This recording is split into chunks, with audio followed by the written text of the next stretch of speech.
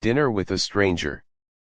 The rain had just begun to fall, soft at first, then heavier, until the city streets looked like mirrors broken by car lights. Inside a small diner off Route 46, the kind of place that still smelled faintly of old coffee and fried onions, Maria wiped down the counter and glanced at the clock. Nearly 9:15 p.m. The night shift was always slow, just a few truckers, the occasional drunk college kid, or someone running from something they couldn't name. She didn't expect anything unusual. But that was before he walked in. The man was tall, lean, with wet hair slicked back from the storm.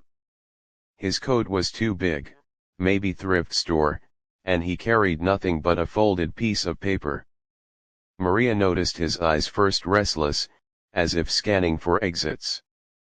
She'd seen eyes like that before, back when she was a child crossing the Mexican border with her mother, clutching a plastic bag of clothes, waiting for the coyote to wave them forward.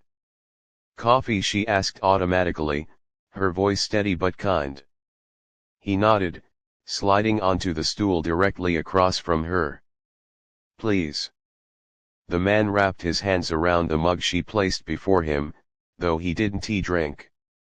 For a long moment, he just stared into the steam, like he was searching for courage. Then he said quietly, "I'm supposed to meet someone here." "Dinner with a stranger?" Maria tilted her head. "Blind date?" A faint smile ghosted across his lips. "Not exactly." She didn't press. Diners like this had their own rhythm. People came here when they wanted to be left alone, or when they needed someone to notice them without asking questions. Maria had learned that the best way to survive, whether in El Paso, Chicago, or here in Jersey, was to listen when it mattered, and stay silent when it didn't. Still, there was something about him. Something raw. He finally spoke again. "Do you believe people can change their lives in one night?"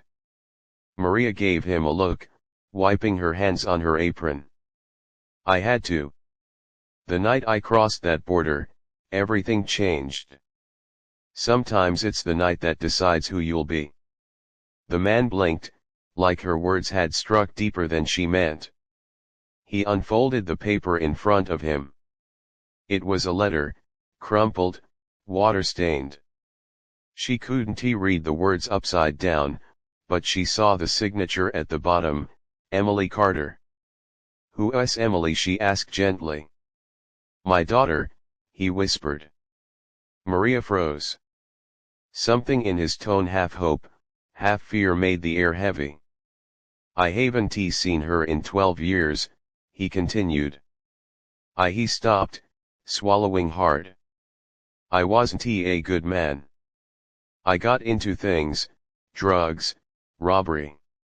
I went away. Prison." Maria's chest tightened. She'd heard stories like this before, but never this close, never this raw. "When I got out last month, I wrote her." I didn't think she'd answer. But she said, if I really wanted to prove I'd changed, to meet her here tonight. "Dinner with a stranger." His voice cracked. Her words. Stranger. Maria glanced toward the rain-streaked windows, her throat dry. She could almost feel the storm inside him. "She said 9:30, he whispered, glancing at the clock like it might betray him. Maria wanted to say something, anything, but before she could, the doorbell chimed. A young woman entered, mid-20s, wet hood pulled over her hair.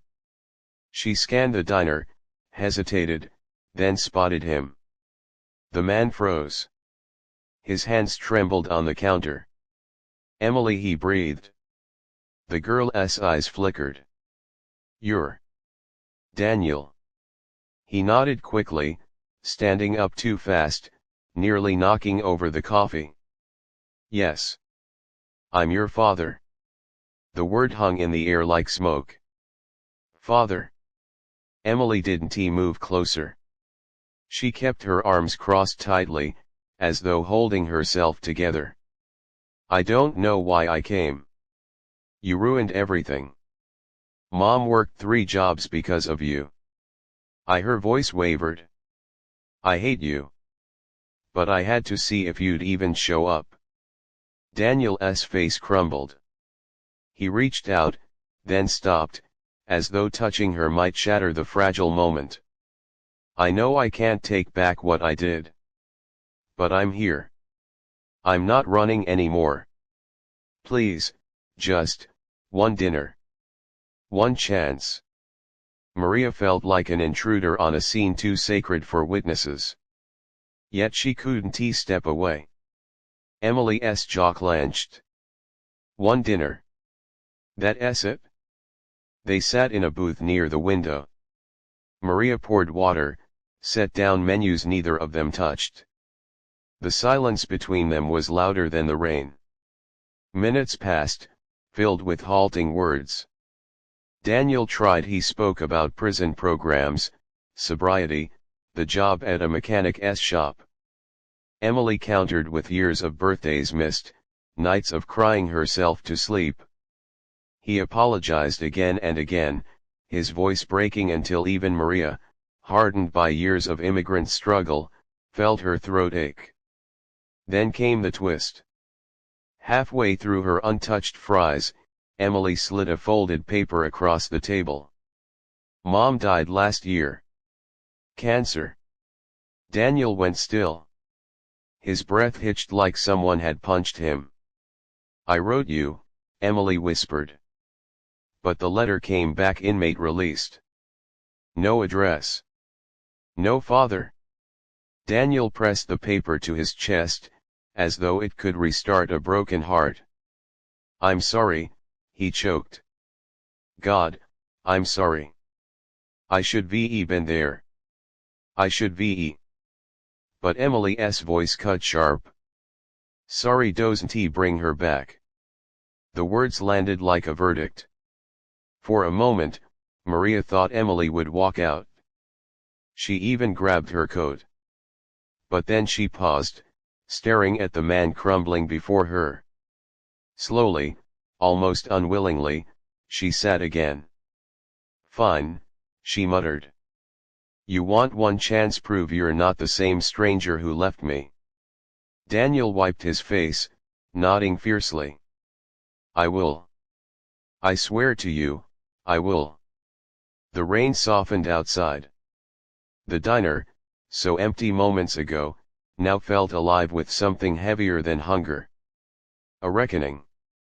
Maria cleared their plates quietly, not wanting to break the fragile thread holding father and daughter together. As she walked back to the counter, she heard Emily whisper, almost to herself, I don't forgive you. Not yet. But I'm here. Daniel's voice cracked in reply. That's more than I deserve. By the time midnight came, the diner lights reflected against drying streets. Emily still sat across from him, arms no longer crossed, shoulders slumped in exhaustion but no longer closed off.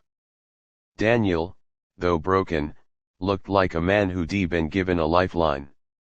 Maria leaned against the counter, watching them.